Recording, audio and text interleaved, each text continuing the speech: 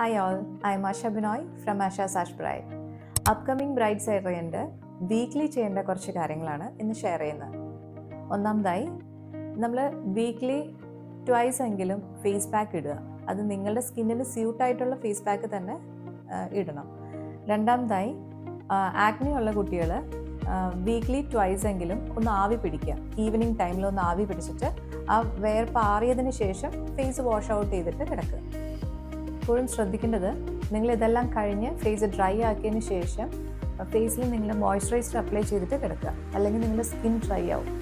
മൂന്നാമതായി വീക്ക്ലി 2 പ്രാവശ്യമെങ്കിലും മസ്റ്റായിട്ടും ഹെയർ ഓയിൽ മസാജ് ചെയ്യണം. അത് നമ്മുടെ സ്കിന്നായാലും ഹെയർ ആയാലും ഡ്രൈ ആവാൻ നമ്മൾ ഒരിക്കലും അനുവദിക്കരുത്. അപ്പോൾ അതിനെപ്പോഴും മോയ്സ്ചറായിട്ട് ഇരിക്കാനായിട്ട് നമ്മൾ ഓയിൽ മസാജ് മസ്റ്റായിട്ടും ചെയ്യാം.